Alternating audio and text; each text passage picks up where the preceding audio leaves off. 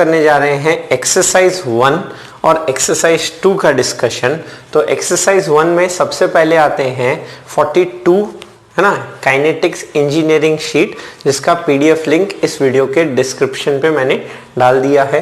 ये मेरा सेटअप है। 42 में लिखा है acceleration of A is 2 metre per second square towards left. A let say कहाँ की तरफ मूव कर रहा है? लेफ्ट की तरफ 2 मीटर पर सेकेंड स्क्वायर से। And acceleration of B is 1 metre per second square towards left, और बी भी 1 मीटर पर सेकेंड स्क्वायर से लेफ्ट जा रहा है। देन एक्सेलरेशन ऑफ सी कितना होगा? सी का एक्सेलरेशन पूछा गया है, तो ऐसे क्वेश्चन कैसे करेंगे? तो यहाँ पे हम कह सकते हैं कि ये अगर लेट्स से आपका स्टेबल स्टेट में है तो उसके लिए दोनों का टेंशन क्या रहना चाहिए? सेम रहना चाहिए। हम किस कॉन्सेप्ट का यूज कर रहे हैं? कॉन्स्ट्रेंट मोशन में समेशन टी डॉट ए बराबर जो कांस्टेंट होता है डेट इज 0, उसका यूज करेंगे पूरे सिस्टम के लिए। टी डॉट ए 0 ऐसे क्वेश्चन करने का बेस्ट तरीका ये रहता है। और यहाँ पे हम कह देते हैं ये दोनों टेंशन सेम रहने चाहिए ताकि ये इसके वेट को बैलेंस करे। दोनों अलग टेंशन होंगे बॉडी टिल्ट हो जाएगा, तो इसीलिए दोनों टेंशन सेम। अब यहाँ टेंशन T है और यही एक ही रस्सी होने की वजह से भी टेंशन सेम होगा। अब ये T यहाँ पे है तो यहाँ पे भी T आगे, और सिमिलर वे में यहाँ पे भी T पुलिंग फोर्स आगे, जिसके वजह से हम कह सकते हैं इसमें है ना, ये मासलेस पुल्ली होने की वजह से 2T आगे है तो उतना ही 2T पीछे। तो इस A पे 2T जो फोर्स लगेगा वो कहाँ लगेगा? आगे की तरफ लगेगा। उसी तरह से यहाँ पे आ जाओगे तो ये T आगे और ये T इस डायरेक्शन में, तो इस डायरेक्शन में नेट फोर्स 2T, वही 2T फोर्स इस B पे लगते हुए, तो हम बोल सकते हैं C पे भी नेट फोर्स 2T है ना, B पे भी नेट फोर्स 2T और A पे भी नेट फोर्स कितना है? 2T। टेंशन हमने सेम कैसे माना? क्योंकि सेम रस्सी है तो रस्सी सेम होगी तो टेंशन सेम होगा। अब T डॉट ए 0 करना है, डॉट प्रोडक्ट मतलब एंगल की देखना है। तो इस A पे 2T आगे है पर एक्सेलरेशन पीछे है, तो ये हो जाएगा -2T इंटू इसका एक्सेलरेशन 2 कर दिया जाए। इसका 2T और A का एंगल 0 है तो ये प्लस आ जाएगा cos 0 होके, तो this is plus 2T into इसका एक्सेलरेशन 1 cos 0। यहाँ होता 2T into 2 into cos 180, cos 180 -1 हो जाता है, इसलिए -2T इंटू 2। वैसे ही इसके लिए हम बोले तो अगर ये पीछे जाएगा तो हम मान लेते हैं ये जो C ब्लॉक है ये ऊपर जा रहा है, तो ये 2T और इसका एक्सेलरेशन ऊपर, तो दोनों का एंगल 0, तो 2T into A into cos 0 कर दिया जाए और इस पूरे को ऐड करके कितना कर देते हैं? 0। अब 2T कॉमन निकाल के काट दिए, this is -2 plus 1 plus A बराबर 0, तो ये -1 राइट साइड गया तो A की वैल्यू कितनी आई? +1 आई। अगर A -1 आ जाता मतलब जो डायरेक्शन हमने माना उसके अपोजिट, तो 1 है ना, जो हमने माना उसी डायरेक्शन में, तो 1 metre per second square upward, that is option number क्या आ गया मेरा? B निकल के आ गया। तो 42 का आंसर हो जाता है मेरा B। यहां तक समझ आया? हमने क्या किया? समेशन T डॉट ए 0, तो इसका 2T और इसका एक्सेलरेशन A लिख दिए। इसका 2T इस A पे 2T आगे लग रहा है, 2 पीछे है, इसीलिए -2T इंटू 2। इस B पे 2T आगे है, 1 भी आगे है, तो +2T इंटू 1 ऐड करके 0 कर देना है। स्ट्रिंग कांस्टेंट क्वेश्चन करने का बेस्ट तरीका ये होता है। तो यहाँ तक स्क्रीनशॉट। 46 क्वेश्चन है सर्कुलर मोशन पे रिलेटेड। लिखा है particle starts moving along a circle of radius 20/π metre. ये जो पार्टिकल सर्कल में घूम रहा है उस सर्कल का रेडियस कितना है? 20/π metre with constant tangential acceleration. इसका जो टेंजेंशियल एक्सेलरेशन है वो आपको दिया हुआ है कांस्टेंट है, मतलब वेलोसिटी का मैग्नीट्यूड एक फिक्स रेट से बढ़ रहा है, मैग्नीट्यूड भी बढ़ रहा है, डायरेक्शन भी बढ़ रहा है। आगे लिखा है कि if the velocity of the particle is 50 meter per second at the end of second revolution after the motion has begun, find tangential acceleration. तो मुझे बोला गया है let's say 50 metre per second हो गई final velocity after second revolution. तो मैं बोल सकता हूं कि वेलोसिटी, फाइनल वेलोसिटी मुझे पता है, फाइनल वेलोसिटी कितनी है, is equal to 50 metre per second. इससे क्या निकाल लिया जाए, फाइनल ओमेगा ना। मोशन हैज बिगन का मतलब इनिशियल ओमेगा तो 0 हो जाएगा और फाइनल ओमेगा कितना हो जाएगा, v is equal to R omega जानते हैं, तो ओमेगा हो जाएगा v बाय आर। v हमें पता है 50 है ना 50, और रेडियस क्वेश्चन में गिवन है 20 डिवाइडेड बाय पाई, तो ये कितना आएगा, इससे कैंसिल किया जाए तो 2.5 पाई निकल के आया। और ये बोला गया है कि ये कितना रिवॉल्यूशन कर लिया इस दौरान, सेकेंड रिवॉल्यूशन। सेकेंड रिवॉल्यूशन के बाद इसकी इतनी स्पीड बनती है, दैट इज इतनी ओमेगा रहती है। तो थीटा की बात करूं, कितना एंगुलर डिस्प्लेसमेंट हुआ, तो टोटल एंगल कितना इस रेडियस वेक्टर ने घूमा, 2 रिवॉल्यूशंस में, एक रिवॉल्यूशन में 2 पाई घूमता, तो 2 रिवॉल्यूशन में 2 इंटू 2 पाई, दैट इज मेरा आ गया 4 पाई। मुझसे वो टेंजेंशियल एक्सेलरेशन पूछा है, तो टेंजेंशियल एक्सेलरेशन हम क्या लिख सकते हैं, टेंजेंशियल एक्सेलरेशन का फॉर्मूला होता है आर अल्फा, सर्कुलर मोशन में आप पढ़ेंगे इसे। तो यहाँ पे हम क्या लिख सकते हैं, यहाँ से आप लिख सकते हो आपका जो कांस्टेंट है अगर, तो ओमेगा एफ बराबर ओमेगा आई प्लस अल्फा इंटू टी का इक्वेशन लगाना चाहें, ये इक्वेशन यूज कर सकते हैं, पर यहां में omega F omega I theta alpha चाहिए, तो हमें इक्वेशन यूज करना होगा v square equal to U square plus 2a into S, analogy वाला रिजल्ट यूज करेंगे। तो यहाँ पे अल्फा कांस्टेंट है, टेंजेंशियल एक्सेलरेशन कांस्टेंट है मतलब आर अल्फा कांस्टेंट है, रेडियस तो कांस्टेंट है ही, तो अल्फा भी कांस्टेंट होना चाहिए। अब ओमेगा एफ मुझे है 2.5 पाई, तो ओमेगा एफ लिख दिया 2.5 पाई। ओमेगा आई गिवन था क्वेश्चन में 0, और अल्फा की बात करें वो हमें निकालना है, तो अल्फा कितना हो जाएगा, हमें यहाँ टेंजेंशियल एक्सेलरेशन निकालना था क्वेश्चन में, तो पहले अल्फा निकाल लेते हैं, फिर टेंजेंशियल एक्सेलरेशन आ जाएगा। और थीटा मेरे पास है 4 पाई करके, तो यहां से हम क्या लिख सकते हैं, 2.5 पाई, दैट इज ये बन जाएगा आपका 5/2 का square is 25/4 into pi square, ये हो गया 8 पाई इंटू अल्फा। एक पाई से एक पाई कैंसिल करते हुए यहां से अल्फा की वैल्यू कितनी निकल के आ जाएगी, 8 4 के साथ जाते हुए ये हो गया 25 पाई डिवाइडेड बाय 8 इंटू 4 इज 32। पर मुझे यहाँ अल्फा नहीं पूछा गया, मुझसे पूछा गया वो टेंजेंशियल एक्सेलरेशन बताया जाए, तो टेंजेंशियल एक्सेलरेशन कितना लिख देंगे, आर अल्फा। रेडियस क्वेश्चन में था 20 बाय पाई, पुट कर दें 20 डिवाइडेड बाय पाई, और अल्फा मैंने निकाला है 25 पाई डिवाइडेड बाय 32। पाई से पाई कैंसिल हो जाता है, अब 4 से कैंसिल करूंगा तो 4 5 जा 4 8 जा, और 5 इंटू 25 इज 125, और नीचे आएगा 8, तो 125/8 इसे सिंप्लीफाई करते हैं, 8 1 जा 8, 45 होगा, 45 मीन्स 8 5 जा 40, फिर आपका 50 आएगा, तो 8 6 जा करते हुए तो 15.6 है ना के आसपास। तो इसका आंसर क्या निकल के आ गया हमारा, ऑप्शन नंबर आया सी। हमने बस क्या किया, क्वेश्चन में था रेडियस दिया हुआ था, बोला था सेकेंड रिवॉल्यूशन के बाद, सेकेंड रिवॉल्यूशन मतलब टोटल एंगुलर डिस्प्लेसमेंट, एक रिवॉल्यूशन में 2 पाई, तो 2 रिवॉल्यूशंस में 2 इंटू 2 पाई, मतलब थीटा पता है, और ये दिया हुआ है मोशन हैज बिगन, तो ओमेगा इज 0, और ये लिखा हुआ है कि आपको कांस्टेंट एक्सेलरेशन है ना मूव कर रहा है, तो आप क्या करेंगे, ओमेगा एफ को v equal to R omega use करके v बाय आर, यहाँ पे v और r वैल्यू पुट किया जाएगा, तो ओमेगा एफ पता है, ओमेगा ई पता है, थीटा पता है, तो यहाँ से अल्फा निकालेंगे, अल्फा को r के साथ मल्टीप्लाई करके वो हमारा टेंजेंशियल एक्सेलरेशन आ जाएगा। तो ये था 46, यहाँ पे 8 लिखा है, seconds hand of a watch has length 6 centimetre. जो वॉच का सेकेंड वाली जो सुई है, जो सबसे लॉन्गेस्ट है, उसका लेंथ मुझे दिया हुआ है, मतलब रेडियस दिया हुआ है इनडायरेक्टली, बराबर 6 सेंटीमीटर।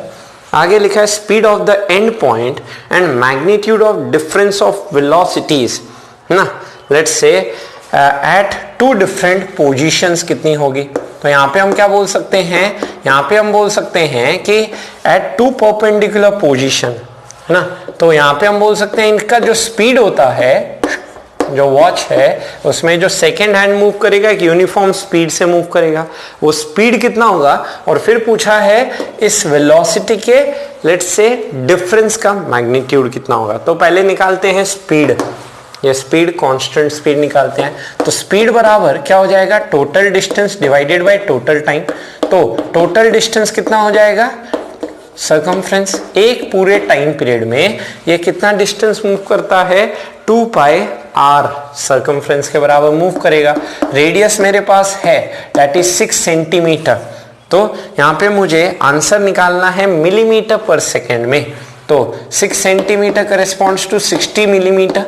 तो मैं यहाँ लिख सकता हूँ रेडियस की जगह तो 60 मिलीमीटर, और टाइम एक पूरा चक्कर काटने के लिए, है ना, इसको सेकेंड हैंड वाली सुई को 1 मिनट लगता है, दैट इज 60 सेकेंड। 60 से 60 कैंसल्स आउट, तो यहाँ पे वो यूनिफॉर्म स्पीड तो आ गई 2 पाई मिलीमीटर पर क्या निकल के आ गया, सेकेंड।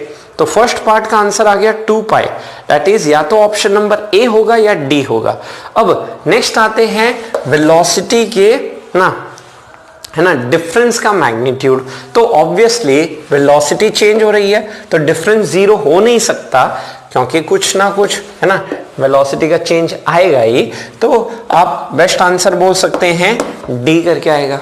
एक हमने फॉर्मूला भी निकाला था 2v cos θ/2, उसका यूज कर लीजिए डायरेक्ट चाहे, है ना, नहीं तो बेस्ट क्या करते हैं, वेलोसिटी वेक्टर लिखते हैं। इनिशियल वेलोसिटी वेक्टर हो जाएगा v i कैप, यहाँ पे डायरेक्शन i कैप है। फाइनल वेलोसिटी वेक्टर इस पॉइंट पे बात की जाए तो वो है v का माइनस j कैप करके बोल सकता हूं। तो चेंज इन वेलोसिटी कितना आया, final velocity minus initial velocity. हमें इसका मैग्नीट्यूड बस पूछा गया है, तो फाइनल वेलोसिटी कितना है, v का माइनस जे कैप। इनिशियल वेलोसिटी कितना है, v का i कैप। माइनस v अगर कॉमन निकाल लिया जाए तो यहाँ पे ब्रैकेट में बचा i cap plus J cap. अब इस चेंज इन वेलोसिटी का मैग्नीट्यूड की बात करें तो मैग्नीट्यूड क्या हो जाएगा, v तो कॉमन है, और इस i cap plus J cap का मैग्नीट्यूड कैसे निकालोगे, √1² प्लस 1², जो मेरा बन गया √2 इंटू v, और v हमने निकाला है 2 पाई, तो ये हो गया 2√2 पाई मिलीमीटर पर सेकेंड। डायरेक्शन की बात करनी नहीं है, तो आपका स्पीड तो हो गया 2 पाई, और चेंज इन वेलोसिटी का मैग्नीट्यूड निकल के आया 2√2 पाई। तो आंसर क्या दिख रहा है मुझे, ऑप्शन नंबर डी। तो यहाँ सर्कुलर मोशन वाला कॉन्सेप्ट यूज किया है कि यूनिफॉर्म सर्कुलर मोशन में घूमेगा तो स्पीड तो कांस्टेंट रहता है और वेलोसिटी चेंज होता है, और वेलोसिटी का मैग्नीट्यूड अगर चेंज का निकालना था तो वेक्टर फॉर्म में लिखते हैं, final velocity v minus J cap, initial velocity 9। Particle is fixed, है ना, on a turntable rotating uniformly as seen from the ground. Particle goes in a circle. Its speed is 20 centimeter per second, acceleration 20 centimeter per second square. The particle is now shifted to a new position to make the radius half of the original values. The new values of the speed and acceleration are.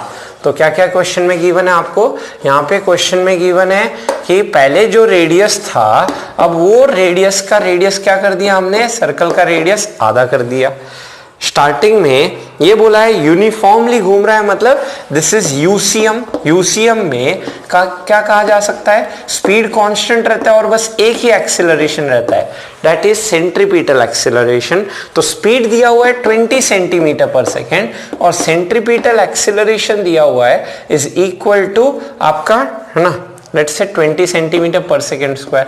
और ये turn table जिस omega से घूमेगा उसी omega से ये जो particle है उस सर्कल के, है ना, रेडियस में घूम रहा होगा। ये टेबल का क्या हो गया आपका, लेट्स से सेंटर हो गया, और ये सेंटर लेट्स से जिस सेंटर के अबाउट ये घूम रहा होगा ओमेगा, उसी सेंटर के अबाउट सभी सेम सर्कल के रेडियस वाले होंगे। तो यहाँ पे कह सकते हैं उसी ओमेगा से ये पार्टिकल भी घूमेगा। अब यहाँ पे इस पार्टिकल को उठा के बीच में ला दिया जाए तो क्वेश्चन में क्या बोला है कि अब नई वेलोसिटी और नया एक्सीलरेशन बताइए। नया एक्सीलरेशन कितना होगा a डैश और नई वेलोसिटी बताइए v डैश कितनी होगी। तो सबसे पहले क्या बोलूंगा, जो टेबल है वो तो उसी ओमेगा से घूम रहा है, टेबल का ओमेगा चेंज नहीं हुआ है। तो यहाँ पे हम क्या कह सकते हैं, पहले जो v is equal to R omega, इस रिजल्ट को अगर देखें ऑब्जेक्टिवली अगर बोलूं v equal to R omega, omega same है मतलब वेलोसिटी किसके प्रोपोर्शनल है, रेडियस के। वेलोसिटी रेडियस के है तो रेडियस अगर आधा हो गया तो वेलोसिटी भी आधी हो जाएगी, तो 20 का आधा कितना हो गया 10 करके। और सिमिलर वे में एक्सीलरेशन की बात की जाए तो एक्सीलरेशन का formula in terms of omega क्या होता है, ओमेगा स्क्वायर आर। फिर से ओमेगा कांस्टेंट है तो एक्सीलरेशन भी रेडियस के प्रोपोर्शनल है, तो रेडियस आधा करोगे तो एक्सीलरेशन a डैश भी जो होगा वो हमारा आधा हो जाएगा। तो 20 का आधा कितना आ जाएगा 10, तो दोनों 10 करके आएंगे। तो ऑप्शन नंबर क्या हो जाना चाहिए a। इसको मैं दूसरे तरीके से बोल सकता हूं कि इस 20 को जो v इज इक्वल टू 20 लिखा है उसको लिख दें आप r इंटू ओमेगा। और सिमिलर वे में इस सेंट्रीपिटल एक्सेलरेशन जो है मेरा, यहाँ पे एक्सेलरेशन मतलब एक ही एक्सेलरेशन है, सेंट्रीपिटल एक्सेलरेशन जो 20 दिया हुआ है उसको लिख दीजिए ओमेगा स्क्वायर आर। अब नई वेलोसिटी जो हमें फाइंड आउट करनी है v डैश, उस v डैश को आप क्या लिख सकते हैं, ओमेगा इंटू नया radius of r by 2 given है क्वेश्चन में। क्वेश्चन में बोला है पार्टिकल को मैंने एक दूसरे पॉइंट पे ला दिया सच दैट उस सर्कल का अब नया रेडियस r/2 हो गया, जिसमें ओमेगा इंटू आर की वैल्यू मेरे पास दी हुई है 20, तो 20/2 निकल के आ गया 10। या तो आप सीधा प्रोपोर्शनैलिटी देख के बता दें, नहीं तो ना बेस्ट फॉर्मूले से आए। और नया एक्सीलरेशन कितना होगा, तो ओमेगा स्क्वायर इंटू अब इस सर्कल का रेडियस दैट इज r/2 कर दिया जाए, जिसमें ओमेगा स्क्वायर r की वैल्यू मेरी है 20, तो 20/2 करने जाऊंगा तो ये भी कितना आ गया मेरा 10 करके। तो आप दोनों तरीके से में कोई भी यूज कर सकते हैं। ये 49 यहाँ तक स्क्रीनशॉट। आते हैं 50 पे बात करने। सेटअप कुछ ऐसा है, ये एक वॉल है, यहाँ पे एक टॉर्च लाइट है, ये स्पॉटलाइट। अब ये कांस्टेंट ओमेगा से 0.1 रेडियन पर सेकेंड से घूम रही है और ये गिवन है, ये जो लाइट है ये 3 मीटर दूरी पे है और ये बोला गया जब 45 लेट्स से डिग्री जब एंगल होगा, क्वेश्चन है spotlight S rotates in horizontal plane with constant omega, spot of the light P, ये जो स्पॉट है P point moves along the wall at a distance of 3 metre, what is velocity of the spot P. इस P की velocity कितनी होगी ये हमसे पूछा गया है जब थीटा 45 डिग्री है। तो इस क्वेश्चन को करने के लिए हम थोड़ा सा कैलकुलस ट्रिगो का यूज करेंगे। तो मैं क्या बोल सकता हूँ, ये जो ओमेगा है, ये ओमेगा का मतलब क्या होता है, किस रेट से ये एंगल चेंज हो रहा है। तो ये एंगल लेट्स से अगर इस एंगल को फाई कह दिया जाए तो आप क्या लिख सकते हो, इस ओमेगा को आप लिख सकते हो simply D phi divided by D T करके हम बोल सकते हैं, चेंज इन है ना एंगुलर डिस्प्लेसमेंट बाय टाइम करके आप बोल सकते हो। अब हम कह सकते हैं इस परपेंडिकुलर डिस्टेंस जो हमें 3 मीटर उसको h कह दीजिए और ये जो पॉइंट P है लेट्स से इस परपेंडिकुलर पॉइंट से कितना डिस्टेंस पे है, x डिस्टेंस पे है। अब ये जो v होगा, ये v किसके बराबर होगा, ये x जिस हिसाब से है ना इंक्रीज हो रहा होगा, linear change in displacement with respect to time that is dx by dt। अब आपको v omega that is x और phi में एक रिलेशन निकालना है। वो रिलेशन कहां से आएगा, tan phi बराबर x by h। ये h तो मेरा कांस्टेंट है, तो मैं यहां से बोल सकता हूं मेरा tan phi लिखा जा सकता है x divided by perpendicular by let's say base x by h, जहां पे h की वैल्यू मेरे को गिवन है 3। x चेंज हो रहा है पर h नहीं, तो x मेरा निकल के आ गया इज इक्वल टू 3 tan का क्या लिख दिया जाए phi करके।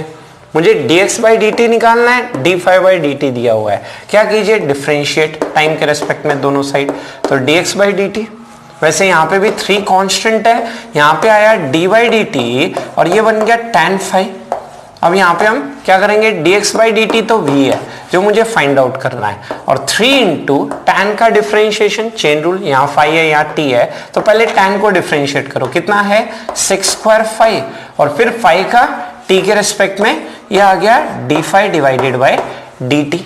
अब मुझे बोला था तब निकालना है जब ये 45 डिग्री हो। जब थीटा 45 है, ये 90 है, तो ये भी कितना हो जाएगा, ज्योमेट्री से 45 हो जाएगा। तो उस मोमेंट पे इस पॉइंट का स्पीड पूछा है, तो यहाँ पे 5 की जगह 45 लिख देंगे और d5/dt इज माई ओमेगा, जो मुझे निकालना है ना। ये तो आपको गिवन है, 0.1 पुट कर दोगे। अब sec 45 कितना होता है, √2 का स्क्वायर, ओमेगा है 0.1, तो ये आ गया मेरा 0.6 और सब SI यूनिट में थे, तो 0.6 metre per second, that is option number क्या निकल के आया, ए करके। तो ये है 50। फिर से एक बार देख लेते हैं, यहाँ पे गिवन है ये जो स्पॉटलाइट है रोटेट कर रहा है इस ओमेगा से, तो ओमेगा को लिख सकता हूँ d5/dt। मुझे पूछा है इस पॉइंट P की वेलोसिटी बताइए, तो इसको x को है ना dx/dt मुझे v दे देगा। ट्राइंगल से tan phi लिख सकते हो x/h, h की जगह 3, तो x आया 3 tan phi, डिफरेंशिएट करो dx/dt तो v हो गया, और tan का डिफरेंशिएशन चेन रूल से sec square phi d5/dt, और d5/dt मेरे को दिया हुआ था 0.1, और phi हमें बोला है ये जब 45, तो ये भी 45 हो जाएगा ज्योमेट्री से, तो sec 45 √2 का स्क्वायर 2 1। पार्टिकल A, ये पार्टिकल A रहा, लिखा है moves along a circle of radius 50 centimetre.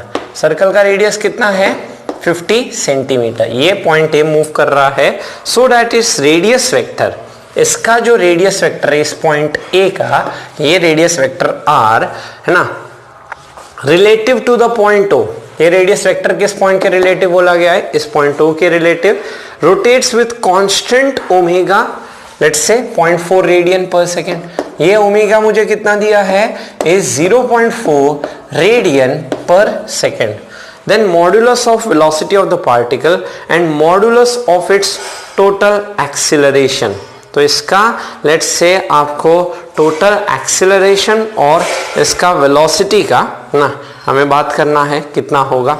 तो सबसे पहले हम क्या बोल सकते हैं, सबसे पहले एंगुलर वेलोसिटी इस सेंटर के रेस्पेक्ट में अगर बात की जाए, ये कितनी हो जाएगी हमारी, सेंटर के रेस्पेक्ट में अगर मैं बोलूं, ये हो जाएगा मेरे पास 2 ओमेगा। क्यों, क्योंकि क्वेश्चन में गिवन है कि ये जो है point, a particle moves along a circle, ये सर्कल में घूम रहा है, तो सर्कल में घूम रहा है तो आप बोल सकते हो सर्कल के अबाउट तो ओमेगा होगा ही ना।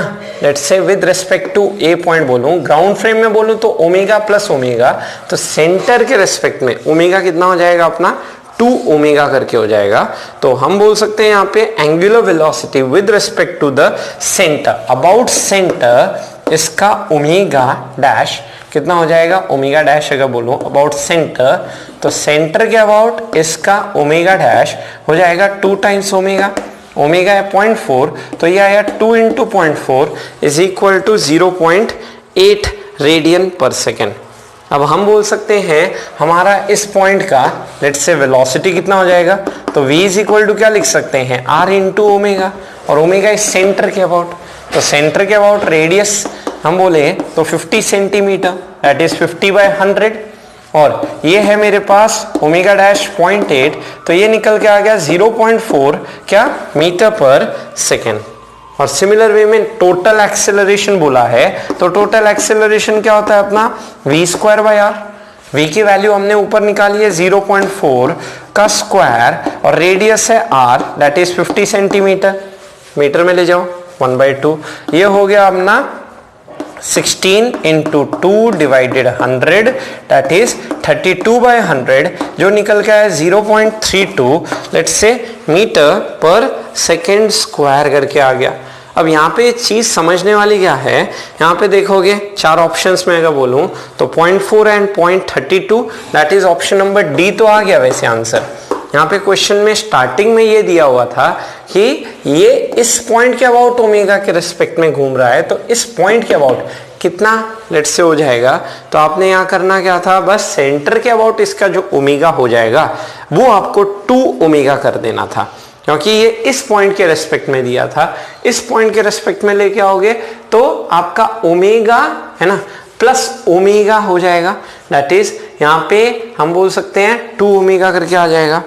तो ये हम डिस्कस करने जा रहे हैं एक्सरसाइज 2 क्वेश्चन नंबर 6 आते हैं सबसे पहले। Person drops a stone from a building of height 20 metre. Question है मेरे पास, एक पर्सन ने एक स्टोन ड्रॉप किया, मतलब इनिशियल वेलोसिटी 0, किस हाइट से, 20 मीटर हाइट से खड़े होकर ड्रॉप किया गया। आगे लिखा है at the same instant the front end of the truck passes below the building moving with constant acceleration. उसी मोमेंट पे एक ट्रक इस बिल्डिंग के नीचे से पास कर रहा है with constant let's say acceleration, कितना है 1 मीटर पर सेकेंड स्क्वायर, और इसका वेलोसिटी है इस मोमेंट पे 2 metre per second. Length of the truck if the stone just misses to hit its rear part, तो कितना लेंथ होगा, तो हम बोल सकते हैं सिंपल सा चीज कि जिस टाइम में ये स्टोन यहां पहुंचा होगा उसी टाइम पे ट्रक जस्ट यहां पहुंचा होगा, तो ये लेंथ किसके बराबर हो जाएगी, इस S equal to U T plus half A T square यहां करने जाओगे। अब वो टाइम बस निकालना है, तो पहले ये निकालो कि इस स्टोन को यहां से आने के लिए कितना टाइम लगेगा।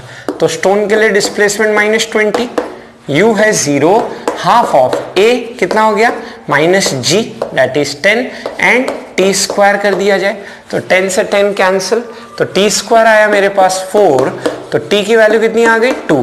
तो मैं बोल सकता हूँ 2 सेकेंड लगा इस स्टोन को नीचे गिरने में, और उसी टाइम पे ये जस्ट यहाँ पहुंचा ही है ना, जस्ट क्रॉस किया ही है, तो इसके लिए L is equal to U तो हो गया 2, टाइम निकला 2, ऊपर से हाफ ऑफ ए एक्सेलरेशन दिया हुआ है 1 और टाइम है 2, तो ये आ गया मेरे पास 4 + 2 दैट इज 6 मीटर। सिंपल सा तो क्वेश्चन था, 6 मीटर, मतलब ऑप्शन नंबर क्या आ गया अपना निकल के ए करके, तो 6 का आंसर निकल के आया मेरा ए। नेक्स्ट आते हैं 7। In the diagram shown displacement of particle is given as function of time. X और टी का ग्राफ दो बॉडी के लिए ए और बी करके। Particle A is moving under constant velocity 9 metre per second. दिख रहा है ए पार्टिकल कांस्टेंट वेलोसिटी है, मतलब स्लोप कांस्टेंट है तो एक स्ट्रेट लाइन होगा। तो ए बॉडी के लिए आपको गिवन है उसका वेलोसिटी कांस्टेंट बना हुआ है that is 9 metre per second, मतलब ए बॉडी का एक्सेलरेशन कितना दिया हुआ है 0। Particle B is moving under variable acceleration, उसका एक्सेलरेशन वेरी कर रहा है, कांस्टेंट नहीं है। From time t equal to 0 to t equal to 6 second average velocity of the particle b will be ना, तो एवरेज हमें पूछा गया है वेलोसिटी b पार्टिकल का कितना होगा ये हमें पता करना है। तो एवरेज वेलोसिटी अगर बात की जाए तो एवरेज वेलोसिटी क्या होती है अपनी, एवरेज वेलोसिटी आप लिख सकते हो simply integration v dt divided by मेरे पास बन जाएगा dt करके फॉर पार्टिकल b 0 से 6 सेकेंड में, तो इंटीग्रेशन v dt मतलब टोटल डिस्प्लेसमेंट डिवाइडेड बाय, बस हमें करना क्या है टोटल टाइम। तो b वाले पार्टिकल के लिए मैं क्या बोल सकता हूं, b वाले पार्टिकल के लिए बोला गया है एक्सेलरेशन आपका कांस्टेंट नहीं है ना, एक्सेलरेशन यहाँ पे हम बोल सकते हैं मूविंग अंडर वेरिएबल एक्सेलरेशन। तो आप यहाँ पे वेलोसिटी जो होगा वो आपका लीनियर नहीं होगा, तो वेलोसिटी अगर लीनियर नहीं है तो वेलोसिटी हम बोल सकते हैं कुछ पैराबोलिक शेप करके होगा। तो एवरेज वेलोसिटी हमें निकालना है, चलिए चेकआउट करते हैं इसके लिए। तो यहाँ पे हम क्या बोल सकते हैं, सबसे पहले इस पॉइंट है ना का डिस्प्लेसमेंट निकाला जाए, इसका डिस्प्लेसमेंट कितना होगा। तो 6 सेकेंड में ये डिस्प्लेसमेंट चेकआउट करते हैं कितना आएगा ए पार्टिकल के इक्वेशन को यूज करके। तो s इक्वल टू ये डिस्प्लेसमेंट x हो गया, u कितना है 9 और टाइम है 6, हाफ 80 स्क्वायर पार्ट 0 कर दिया जाए तो x तो आ गया मेरे पास 54 मीटर। तो मैं बोल सकता हूँ इसका डिस्प्लेसमेंट हुआ 54 मीटर और इसका डिस्प्लेसमेंट है 0 मीटर एट 0 सेकेंड। अब सिमिलर वे में हम यहाँ पे बोल सकते हैं एवरेज जो वेलोसिटी होगी है ना, average velocity is simply total displacement divided by total time. Area से तो कुछ हो ही नहीं रहा था, तो net displacement by net time. तो डिस्प्लेसमेंट मतलब इनिशियल पोजीशन और फाइनल पोजीशन, बी भी उसी पॉइंट पे पहुंचा है भले ही वेरिएबल एक्सेलरेशन से पहुंचा हो, तो नेट डिस्प्लेसमेंट कितना हो जाएगा that is 54 - 0 divided by total time is 6 - 0। तो 54/6 एवरेज वेलोसिटी निकल के आ गई मेरे पास 9 मीटर पर सेकेंड। तो बी वाले पार्टिकल का भी आपका एवरेज वेलोसिटी कितना रहेगा 9 metre per second, that is a body का जो कांस्टेंट वेलोसिटी था। तो ये तो आ गया मेरे पास सी। हमने सिंपली एवरेज वेलोसिटी का डेफिनेशन यूज किया, either change in displacement by time या टोटल डिस्प्लेसमेंट को v dt बाई dt। यहाँ एरिया से बात हो नहीं रही थी तो चेंज इन डिस्प्लेसमेंट कैसे निकालते, final position initial position, final position a की मदद से निकालते ut plus half at square करके। ये 7 नंबर, यहाँ तक स्क्रीनशॉट। अब आ जाओ 8 number, two trains which are moving along two different tracks in opposite directions. दो ट्रेन्स हैं अपोजिट डायरेक्शन में मूव कर रही है, तो सपोज ये ट्रेन आगे जा रही है और ये ट्रेन पीछे जा रही है, दोनों अलग अलग पटरी पे जा रही है, are put on the same track due to a mistake. Let's say अब दोनों को एक ही ट्रैक पे अगर ला दिया जाए ना, इन दोनों ट्रेन को एक ही ट्रैक पे ला दिया any how due to a mistake, then drivers on noticing the mistake start slowing down the trains when the trains are 300 meter apart। तो इनको है ना, जब 300 मीटर पे थे ये दो ट्रेन्स तो ड्राइवर ने ब्रेक लगाना शुरू किया। Given the graphs shown their velocities as function of time as the train slows down, the separation between the trains when both have stopped।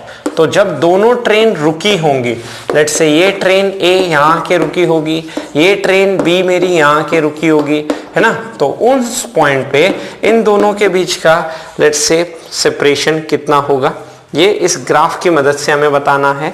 तो हम क्या बोल सकते हैं, स्पीड वर्सेस टाइम का ग्राफ का एरिया मुझे क्या देगा, टोटल चेंज इन डिस्प्लेसमेंट कह सकता हूं। तो फर्स्ट वाला अगर ग्राफ यूज करूं तो फर्स्ट वाला ग्राफ है ना, फर्स्ट ट्रेन ए के लिए, लेट्स से ए ट्रेन के लिए, तो इस ग्राफ का एरिया निकालोगे आप 10 सेकेंड के अंदर। दोनों को कितना टाइम लगा, लेट्स से इसने जो है यहाँ पे अगर मैं यहाँ दिखाऊं तो ये तो 8 सेकेंड पे आके रुक गई, इनिशियल वेलोसिटी -20 करके थी इसकी, और ये आपके +40 थी और ये आपके फाइनली स्टॉप हुई 10 सेकेंड के बाद। तो इसका एरिया निकालो, तो इसका एरिया हम क्या बोल सकते हैं, half of base into height कर दिया जाए, तो 40 इंटू 10 400/2 इज 200 मीटर। और सिमिलरली इसका निकालो तो इसका एरिया हमारे पास क्या आ जाएगा, half of base into height 8 into 20 that is, ये निकल के आया 80 मीटर। तो हम कह सकते हैं ये वाली ट्रेन ने कितना डिस्प्लेसमेंट किया, 80 मीटर का, ये वाली ट्रेन ने कितना डिस्प्लेसमेंट कवर किया, 200 मीटर का। बचा कितना, टोटल 300 में से 280 हो गया, तो कितना बचा हमारे पास, 20 मीटर डिस्प्लेसमेंट बचा। तो ऑप्शन नंबर क्या आ गया, डी करके।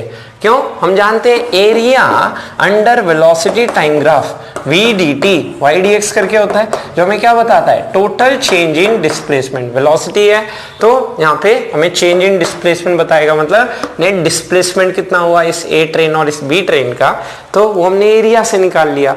अब इसका एरिया डिस्प्लेसमेंट प्लस होगा और इसका डिस्प्लेसमेंट माइनस होगा, तो नीचे फोर्थ क्वाड्रेंट का एरिया माइनस लेना है आपको। तो ये है 8 नंबर।